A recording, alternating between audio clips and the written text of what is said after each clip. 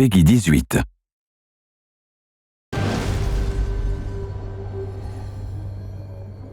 We just had to do Corvo again because we're so nostalgic about the character. First of all, we really wanted to see what Corvo felt like with a voice. Every year, I think the anniversary of Jessamine's death will be easier, but it never is. In Dishonored 2, it's 15 years after the rat plague, after the first game, and Corvo is wondering, how long can I protect my daughter? He's seen a lot, he's still facing these crazy threats to the throne and to the Empire. And so Corvo is like a man reflecting on the winter of his life. He's both the badass supernatural assassin we wanted him to be, and he's very thoughtful. And of course, Corvo is a foreigner. That's part of his character. He's originally from sur Corvo.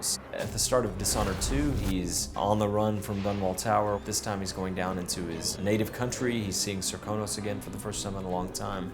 He's seeing how it's changed under the Duke of sur Corvo.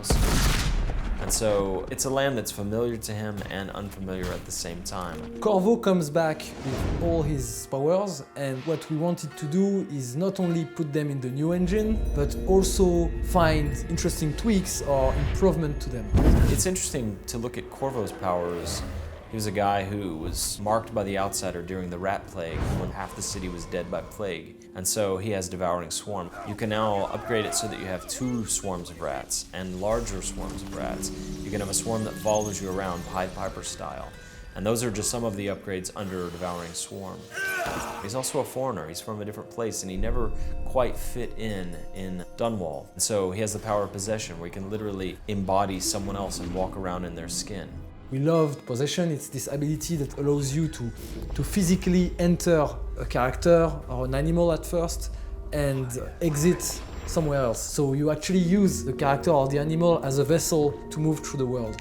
And we added some upgrades that allow you, for instance, to chain hosts. Another cool kind of weird upgrade is that you're now allowed to possess corpses if you choose this upgrade. Suddenly it's not about movement, it's about creating hiding spots for yourself. Each time you knock someone down or you kill him, it becomes a hiding place. One of Corvo's classic powers that fans absolutely love because it's so crazy over the top is bend time. Initially, he has the ability to slow time, and then he can upgrade it so he can stop time altogether. This time we also allow you to spool time forward a little bit. Pressing a button or pulling a trigger, you can allow it to advance a little bit until things get exactly into the position that you want. It's very powerful. One of Corvo's signature powers from the first game is Blink.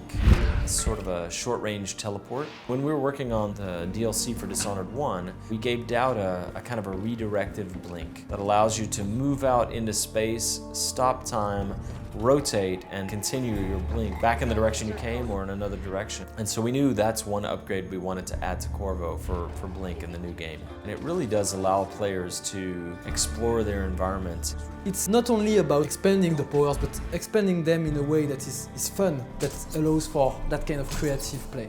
Plus the new system for the supernatural powers where we give upgrades for all of them and allow the player to go deeper on those and explore those mechanics and how they interact with stealth in combat situations. Players are really going to be torn. The new thing with Emily or the nostalgic thing with Corvo. Right now, if you asked me to choose between the two, I would be hard-pressed because I love them both. It's like choosing between your children.